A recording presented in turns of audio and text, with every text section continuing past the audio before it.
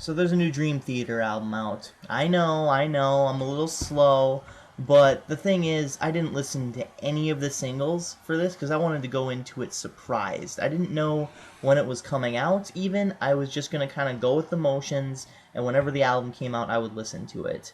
And I was expecting a lot from the Astonishing, their new album that dropped yesterday, and I'm sorry about being late for reviewing it, but the fact is, this album is just too damn long. And I normally don't say that about Dream Theater. Usually when you go into a Dream Theater album, you're expecting layers of progressive elements, soloing, really heavy riffs, and great vocal performances from James Labrie.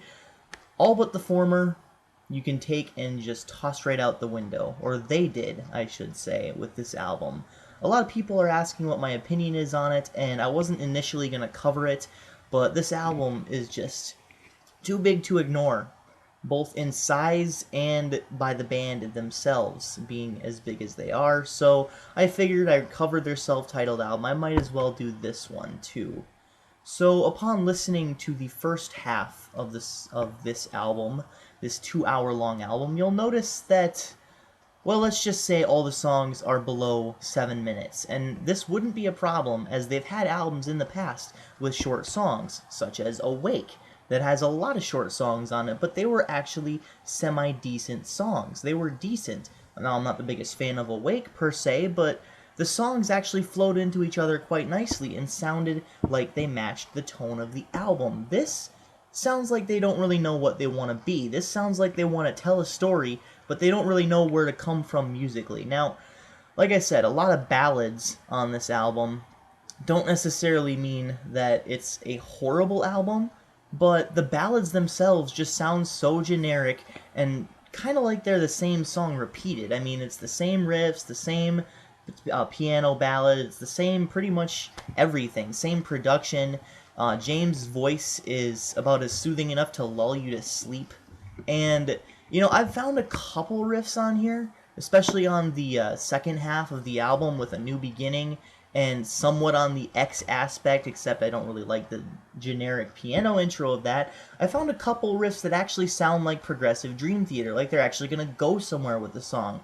But then it delves deeper into, shall we say, Walt Disney territory with the trumpet fanfare and the Broadway-style music. And I mean, I don't normally steal people's sayings of what they're saying in their review of the albums, but Downfall, you were right. It does sound like Disney.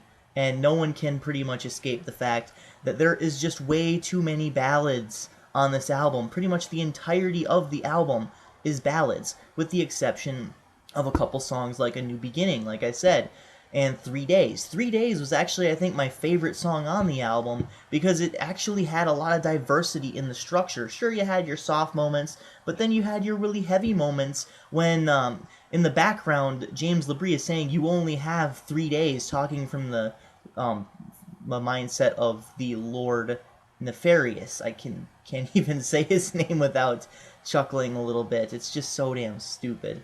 But the thing with that is, when he's talking and he's saying, the thing about you only have 3 days, it reminds me a lot about, I believe it's the test that stumped the world, 6 degrees of inner turbulence, when he's mentioning shock treatment and all that stuff, and just everything is just going crazy. It's the craziest moment in the entire song, and it's my favorite part of it. So it really harkens me back to those days, I suppose, and maybe that's why I like the song so much. But with songs like Brother, Can You Hear Me, Act of Faith, When Your Time Has Come, and even The Gift of Music, they just sound so pretentious in their own right, and they sound like they're just trying to hammer a message into your head. Music is good, Lord Nefarious won't let us play music. It's a self-defeating purpose right there, and the songs aren't even that good to begin with. Sure, they may pass as average, and the production quality on this album is pretty dang good, but overall it's just very watered down. It sounds very, very commercial, like they were trying to get radio airplay or something, and it just doesn't sound like Dream Theater. I think that's the biggest problem with this album, is it's 2 hours of songs that don't even measure up to anything that they've done in the past. I mean, maybe, of course, Lies Beneath the Shadows, A Looking Glass, stuff like that, Wither. Maybe you'll find some songs like that. Beneath the Surface. You'll find some songs like that on here. I actually quite dug Beneath the Surface. I know I'm in the minority there. But anyways, this basically, the Astonishing, takes all of the problems that I had with their self-titled album and magnifies it to a 2-hour long opus. And that's not good for me, that's not good for the fans, that's certainly not good for album sales, because this is one of the most average albums that I've listened to in quite a long time, to be honest. Usually it's either bad or good, but this one, it's got some good stuff on it, but it's also very, very bogged down and weighted down and top-heavy with ballads. And there's even more ballads on the other side of the album, too, that just don't really make much sense. It seems like, either way, whether they wrote the lyrics first or whether they did the riffs first and the instrumentals first, they need to make sure that the songs are entertaining to listen to in conjunction with the rest of the album as well as on their own. I mean, I can understand if they wanted to go the route of, well, you need to listen to the rest of the 2-hour album in order to get it. Okay, that's fine. But the thing with concept albums is even when they're broken apart, like with, say, Operation Mindcrime, the songs are still listenable on their own. They still sound decent. They still sound like they're trying to go somewhere with the music. They still sound, well, in Dream Theater's case, they still sound progressive. So whether or not you write the lyrics first or the riffs first and the guitars in the instrumental section, you gotta make sure that your songs are good. And at least semi-decent on their own. I mean, the song The X Aspect, for instance, has a piano intro that drags on for like 2 minutes, and it's nothing but just them playing piano, and it's ear-splitting to listen to because you're like, I want to fall asleep. I mean, it's kind of like on Illumination Theory, where you're waiting through a moment or a minute of silence just to get to that ending piano piece that's just pointless. I don't know why they put it there. I don't know why they put the silence there. It would have been a lot better without it. Illumination Theory ended perfectly at 19 minutes. So they took all the glaring problems with the self-titled album, where The Looking Glass and Beneath the Surface, songs like that, where it was just very ballad heavy, and just magnified it. I don't know why they did that. Maybe they enjoy playing these ballads more than anything else. Maybe it's more of like a feeling that it gives you when you listen to the whole 2 hours of it, but honestly, I had to break it up in parts. When I was, the numerous times that I listened to this album, I could not listen to it in a full go. I had to break it up into parts. Like maybe I'll listen to part of the first side here, part of the second side here, in order, of course, but you get my point. It's just very, very bogged down, watered down, and very commercial.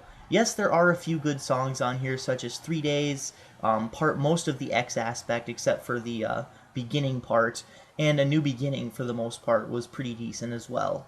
A couple other songs that I didn't really like, or I should say the intros to these songs, The Sojourner's Journey, I think that's what it's called, The Hovering Sojourn, The Hovering Sojourn, I did not like that at all.